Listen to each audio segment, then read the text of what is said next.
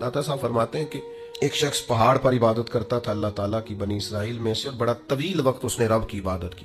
پھر اس سے ایک غلطی ہو گئی، اعتراض کر بیٹھا اللہ کی تخلیق پر کہ یا اللہ یہ پہاڑ نہ بنائے ہوتے تو کیا یہ اچھا ہوتا. معاذ اللہ، وہ بے نیاز ہے، ناراض ہو گیا. اپنے اس وقت کے پیغمبر علیہ السلام کو وحی فرمائی کہ اس سے جا کے کہو تو میری تخلیق پہ اعتراض کرتا ہے، تیرا نام نیکوں کی صف سے کاٹ دیا ہے، نافرمانوں کی صف میں لکھ دیا. بندہ بڑا انوکھا تھا. اور یہ جو بندے کے اندر جذبات پیدا ہوتے ہیں دراصل یہ بھی توفیق الہی ہوتی ہے. جب آ کے اسے کہا نا کہ تیرا نام کاٹ دیا ہے تو کہنے لگا حضور کاٹنا اور لکھنا چھوڑیے، یہ بتائیے میرے رب نے میرا نام لیا ہے؟ یعنی میرے رب نے میرا نام لیا ہے؟ میں قربان جاؤں، ذرا پھر سے کہنا ایک دفعہ، میرا نام اس نے لیا ہے، میرے رب نے میرا نام لیا. اور پھر اس کے آنسو چھم چھم گرے اور رویا اور کہنے لگا اس کریم کے حضور عرض کیجئے گا کہ اگر میرے لیے فیصلہ ہو ہی گیا ہے کہ میں نافرمان ہوں تو پھر میرا وجود اتنا بڑا کر دے کہ دوزخ میں ہی اکیلا پورا ہوں. میرا دل نہیں کرتا رب کا کوئی اور بندہ جہنم میں جائے.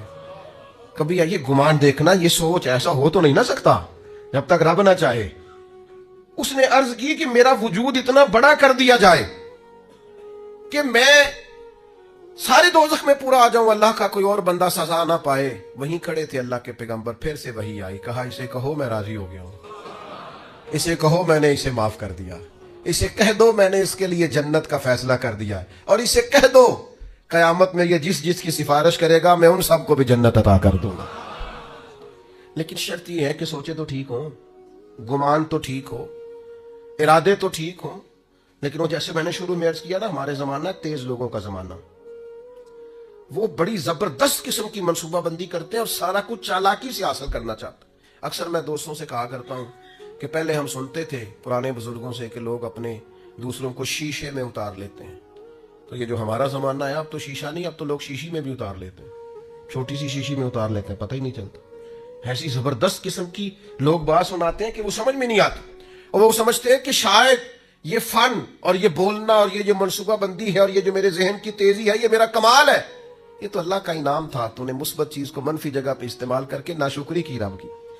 یہ تیرے اوپر اللہ کا خاص انعام تھا لیکن تو سمجھا ہی نہیں، تو نے غلط رنگ اختیار کیا. میرے عزیز یاد رکھیے گا، اچھے گمان سے اللہ راضی ہوتا ہے. اور پھر ساتویں بات، بعض دن اللہ نے ایسے رکھے ہیں، وہ کہتا چل تو فلاں دن آ جانا. ہم بھی کہتے ہیں نا فلاں دن آ جانا ملاقات ہو جائے گی، فلاں دن میں فارغ ہوں تو میں آپ سے ملنے آ جاؤں گا. کچھ دن ہوتے ہیں نا خاص، اور کچھ بڑے بڑے تاجر بھی بعض اوقات کچھ آفریں بھی دیتے ہیں. وہ کہتے ہیں جناب آپ یہ والا کام کریں تو ہماری طرف سے پھر یہ آفر ہے، چلو ایسے کر لیں تو ایسے ہو جائے گا. یہ جو لوگ زیادہ ٹریول کرتے ہیں نا، میری طرح کے ہمیشہ کے مسافر، ان کو تو ایئر لائنیں بھی جہاز بھی کہتے ہیں کہ جناب آپ اس طرح کریں، ہمارے ساتھ آپ یہ کر لیں، ہمارا کارڈ لے لیں، اسی فلائٹ میں سفر کریں، اتنا ڈسکاؤنٹ ہو جائے گا. وہ آہستہ آہستہ چیزیں اور رنگ اختیار کرنے لگتی ہیں. بلا مثال و ملا تشبیہ کائنات کا رب بھی بڑا ہی فضل کرتا ہے. فرماتا ہے جو جمعے کا دن ہے نا، جمعے کا یہ سید الایام ہے. حضور سید عالم صلی اللہ تعالیٰ علیہ وسلم نے فرمایا جو جمعے کے روز درود پڑھتے ہیں فرشتے مجھ پر فوراً پہنچا دیتے ہیں. یہ خاص دن ہے، اس دن کا ذکر قرآن مجید نے نام لے کے بیان فرمایا، سید الایام ہے. پھر میرے بھائی کچھ مخصوص ایام اللہ نے اپنے فضل سے رحمت کرنے کے لیے بنائے، جن میں سے ایک وقت سحری کا وقت ہے، تہجد کا وقت.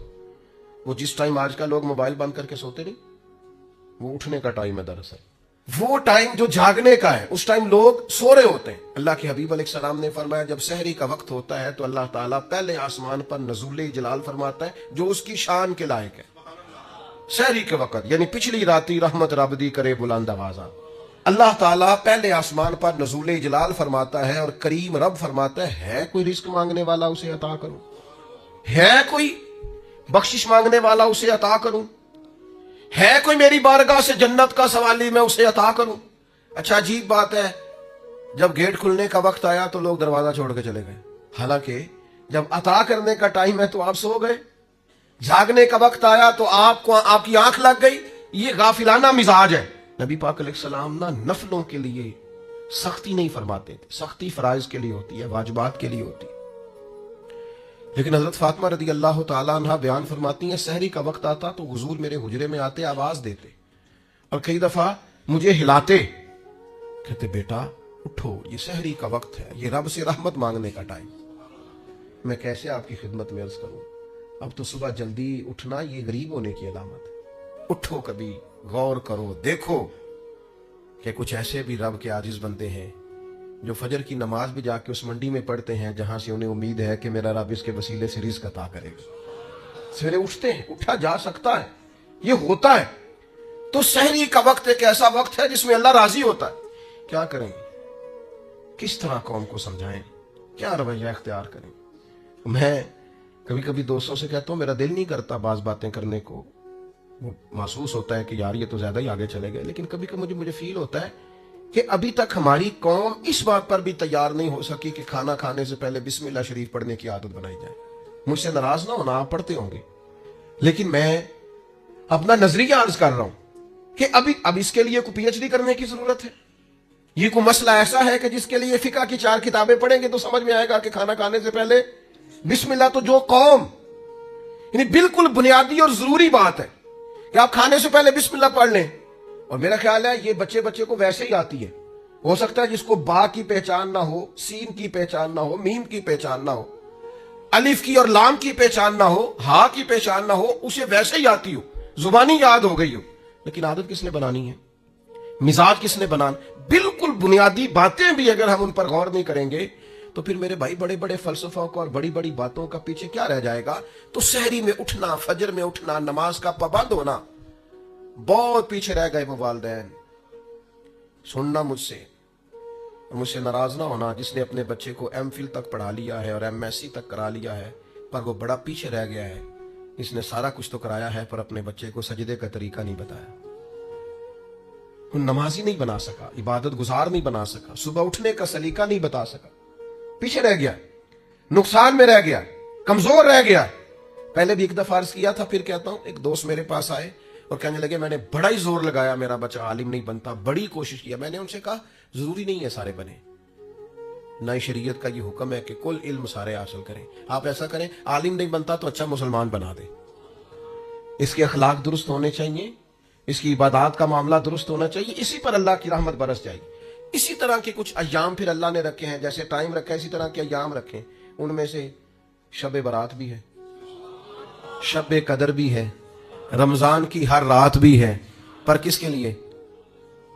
شیخ سعدی فرماتے ہیں جو قدر کرے اس کے لیے ہر شب بھی شب قدر ہے، اور جو قدر نہ کرے ٹھیک ہے وہ پھر شب قدر کی رات بھی سوٹ سیتا رہے، وہ شب قدر کی رات بھی کوئی مال خریدنے جاتا رہے، وہ پھر شب قدر کی رات بھی دیکھے کہ آج کل کون سی چیز بک رہی ہے، کون سی خریدنی ہے، چلتا رہے کام۔ اگر قدر کرے گا تو ہر شب شب قدر ہے، اور اگر قدر نہ کرے تو جتنی مرضی شب قدر گزر جائے۔ یہ تو قدر والوں کے لیے، آپ اس کو سمجھ لیں، اس پر غور کر لیں کہ اللہ نے وقت دیا ہے کہ آ جا رحمت برسے گی، تو شب برات پہ آ جا کرم ہو جائے گا۔ یہ نہیں آیا سویا ہوا ہے، آ جا شب قدر کی رات کرم ہو جائے گا، نہیں آیا سویا ہوا ہے۔ وہ تو کہتا ہے کتب ربکم علی نفسہ الرحمہ، تیرے رب نے اپنے ذمہ کرم پر رحمت کو خاص کر لیا ہے، پر آ تو صحیح نا۔ حدیث سنو مزہ آئے گا، بخاری مسلم میں مشکات میں حدیث موجود ہے۔ نبی پاک فرماتے ہیں بندہ گناہ کرتا ہے، بندے سے گناہ ہو جاتا ہے، پھر وہ کہتا ہے یا رب یا رب یا رب مجھے معاف کر دے۔ اللہ فرشتوں سے فرماتا ہے میرے بندے کو پتا ہے کہ میرا کوئی رب ہے، اور یہ بھی پتا ہے کہ میرے رب نے مجھے معاف کر دینا ہے، اور اللہ فرشتوں سے فرماتا ہے گواہ ہو جاؤ میں نے اسے معاف کر دیا۔ فرمایا پھر نفس غالب آتا ہے، پھر کوئی گناہ کر بیٹھتا ہے، پھر عرض کرتا ہے یا رب یا رب یا رب، اللہ میں بھول گیا میری مدد فرما، مجھے معاف کر دے۔ تو کریم فرماتے ہیں اللہ پھر فرشتوں سے فرماتا ہے میرے بندے کو پتا ہے اس کا رب بھی ہے، اور یہ بھی پتا ہے اس نے معاف بھی کر دینا، تم گواہ ہو جاؤ میں نے اسے معاف کر دیا ہے۔ تیسری بار حضور بیان فرماتے ہیں، تیسری بار فرمایا پھر بندے سے غلطی ہو جاتی ہے، وہ پھر بھول جاتا ہے، پھر اللہ کے حضور عرض کرتا ہے یا رب یا رب یا رب۔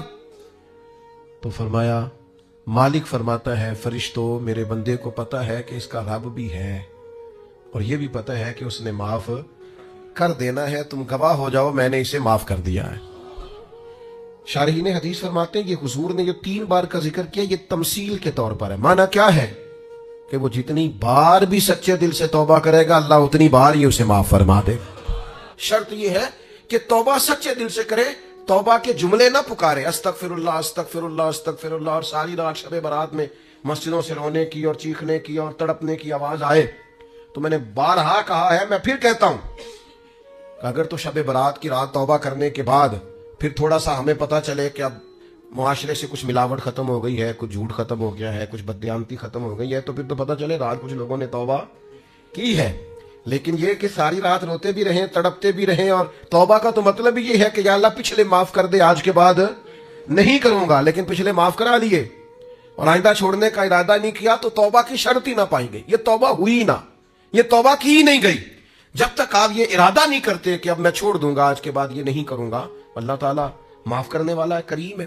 پھر 8ویں بات بھی سنیں, شریعت میں مایوسی بہت بڑا گناہ ہے.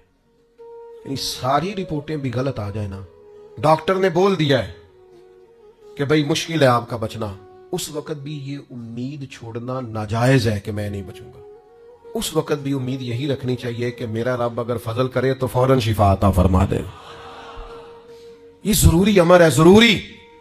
آپ کو ہر کاروبار میں نقصان ہوا ہے, آپ نے جتنی بھی صحیح کی ہے آپ کی آگے نہیں بڑھ سکی, بڑی جد و جہد کی ہے, آگے نہیں آپ جا سکے, آپ کو بار بار پیچھے لوٹنا پڑتا ہے, بار بار آپ محسوس کرتے ہیں کہ میرا نقصان ہو گیا ہے, لیکن آپ کے لیے یہ سوچنا منع ہے کہ مجھے اب میں کبھی بھی آگے نہیں بڑھ سکتا, میں تو بس یہ ختم ہو گئی بات, میں تو تھک گیا ہوں یہ کر کر کے.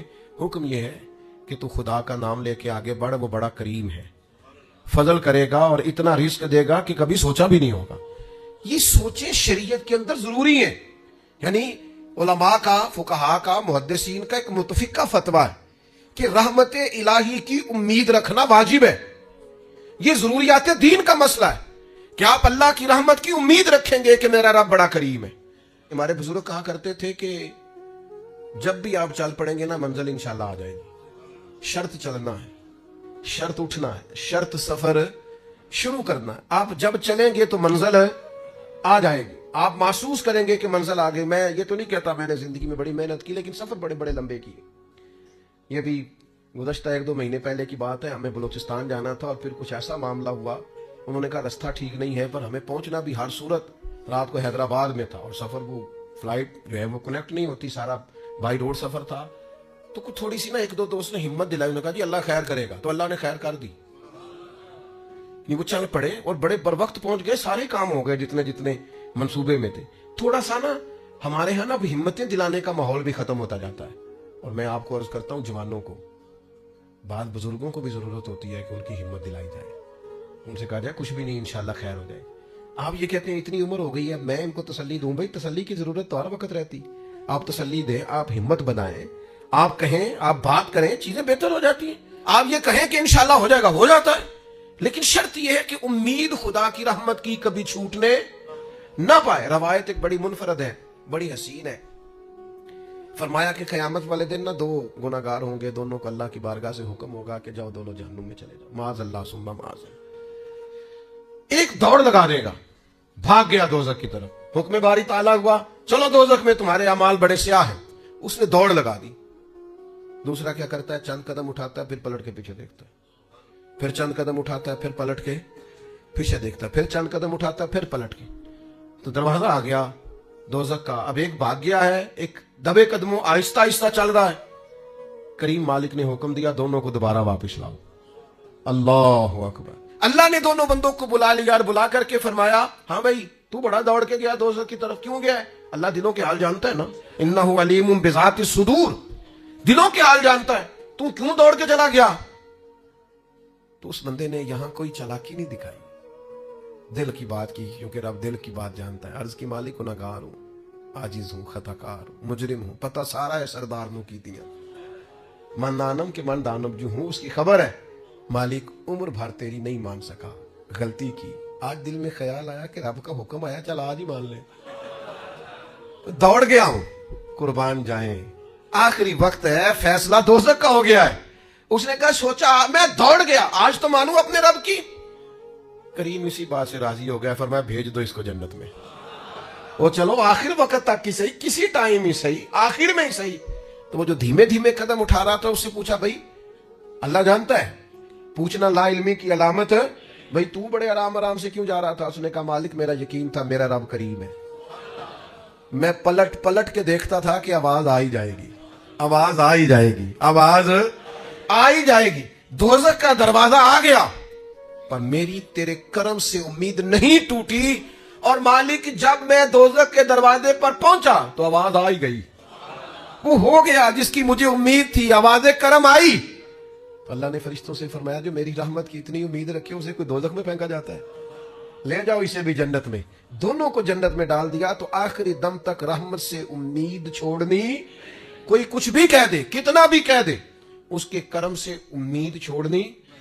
एक दरवेश गुजरे हैं हजरत अबुल हसन शेबानी रहमतुल्लाह अलैह, वो फरमाते हैं जिस शख्स को मैं बड़ा गुनाहगार समझता था ना, और बहुत सारे लोग समझते थे और वाकई वो ऐसे काम भी करता था, फरमाते फिर एक वक्त ऐसा भी आया कि उसने तौबा की, और फिर ऐसा वक्त भी आया कि रियासतें करके हमसे आगे निकल गया, और फिर एक शाम ऐसी भी आई कि मैं उससे दुआ कराने पहुंच गया। फिर तो अल्लाह ताला की हिकमत है, उसका करम है।